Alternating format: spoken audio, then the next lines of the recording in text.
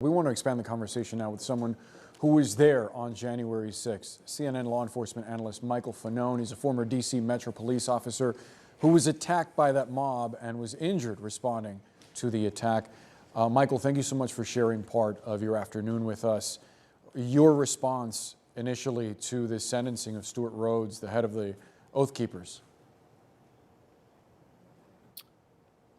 I certainly think that the guilty verdict and a significant sentence like 18 years is appropriate, though I would have agreed more with the government's recommendation of 25 years. And Michael, I'm curious, we heard from his attorneys, they repeatedly kept saying that the Oath Keepers meant to deter violence that day. Obviously, we're watching video of the mob targeting law enforcement officers just like you. I'm wondering how you respond to his attorneys saying that he's being convicted for his words, he's being sentenced for his words and not his actions. Yeah, I mean, that's something that I would expect a defense attorney to say, but the facts spell out a very different story as to Stewart Rhodes and the organization which he led participation in the violence that was January 6th. This is a group that came to the Capitol prepared, that made preparation in advance of January 6th. They trained, they stockpiled weapons and ammunition in preparation for that day. There was a great deal of organization and effort facilitated by Stewart Rhodes as the leader of the Oath Keepers. And obviously we saw the violence that played out that day. And all of this was in an effort to overturn the results of a free and fair election. An election that had its challenges brought through the court system 60 plus times, and each time found to be upheld and legitimate. And yet, which is why we see the conviction for seditious conspiracy. Right, absolutely. And yet we see so many of the former president's cronies and the former president himself repeat the lie that there was widespread fraud in the last election. And on that note, we spoke to an attorney, a legal expert in the previous hour, who said that part of the reason for Stewart Rhodes' strategy of remaining unrepentant through all of this legal proceeding is because he believes he may receive a pardon if the former president is reelected. I'm wondering what you make of Stewart Rhodes potentially being pardoned down the road before serving a full sentence, despite the obvious harm that the court ruled that he caused. I mean, it's outrageous. It should outrage all Americans. You know, Stewart Rhodes was convicted by a jury of his peers for his actions, which resulted in the injuries sustained by myself and hundreds of other police officers on January 6th. Not to mention the fact that America became a national and international embarrassment on the world stage. But I think that this is part of a strategy, not just a strategy on behalf of January 6th defendants like Stewart Rhodes, but also a strategy on behalf of the former president. You know, if the former president was to admit that it was in fact a free and fair election, then he would also, you know, in turn be admitting some degree of culpability for the violence that took place that day. January 6th, Stewart Rhodes, I think, is he is looking for a pardon. It's sickening that that the former president would have aligned himself with individuals like this in the statements that he made in his town hall and continues to make on a daily basis. Officer Michael Fanone, we appreciate your service on that day as we watch video of the ugliness that unfolded, and we appreciate you speaking out since then. Thank you so much for the time. Thanks for having me. Of course.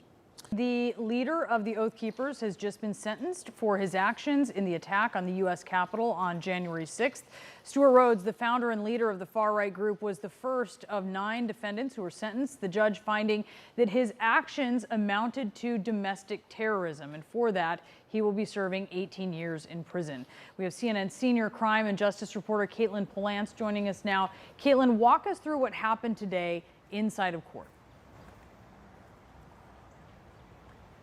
Well, Brianna, this was a very intense sentencing hearing today, one where Stewart Rhodes expressed no remorse for what he did on January 6th and continued to espouse his belief that the election of 2020 was illegal and that he was a political prisoner.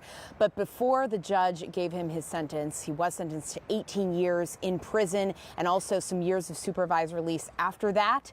The judge was very straightforward with Stewart Rhodes about what he did, why seditious conspiracy was so significant of a crime, one that strikes at the heart of American democracy. He said to Stewart Rhodes, this is the judge, Amit Mehta, "You are not a political prisoner, Mr. Rhodes. That is not why you are here. It is not because of your beliefs. It is not because Joe Biden is the president right now." The judge had many things to say to them. Some of the other things he said was that he believes that Rhodes is making clear today in court when he spoke to the judge, expressing no remorse, that violence could be something that achieved his goals and that he continued to be a threat to democracy. The judge clearly took that to heart and was saying that we cannot have this. We cannot have citizens believe that violence is the way to get things done in a democracy. And the judge also expressed some concern of whether there would be another January 6th, that any elections in the future, there will be fear around them because of what happened on January 6th. But 18 years is quite a significant sentence, by far the longest that any January 6th riot defendant has received for federal crimes on that day. And by my calculation, it puts Stewart Rhodes in jail somewhere near or after 2040, which is 5 presidential elections from now. Brianna? Wow. Caitlin Polance, thank you. I want to bring in Evan Perez now. Evan, let's just be clear about how we got to this point. What Stewart Rhodes did leading up to January 6th and even after January 6th. Right, and then that's part of the key evidence that the prosecutors presented at this trial. They said, and they showed evidence of the amount of coordination that they say Stewart Rhodes and some of these other members went through before January 6th. There was efforts to do some training, military-style training, militia-style training in North Carolina, for instance. So they stockpiled weapons in a van in Northern Virginia with the idea that, if and when the former president, President Trump at the time, were to declare and invoke the Insurrection Act, that they could be the foot soldiers. They would be the militia that would cross over into Washington and help him keep power. Even after the dust had settled on January 6th, even after it was clear that Donald Trump would be leaving, they vowed to keep fighting on. They vowed to prevent the new president, the lawfully elected president, Joe Biden, from being able to take office. So those are the things that prosecutors were successful in playing for the jurors, showing them photographs, showing them some of the messages that were being exchanged, that persuaded that jury to come back with the extraordinary thing, which is to convict these people on seditious conspiracy, essentially trying to overthrow the U.S. government. And why you see this very stiff sentence today from this judge, 18 years, the longest that has been given to anybody in these cases related to January 6th. Yeah, saying that it amounts to domestic terrorism, really something to hear the judge say that. Evan Perez, Caitlin Polance, thank you.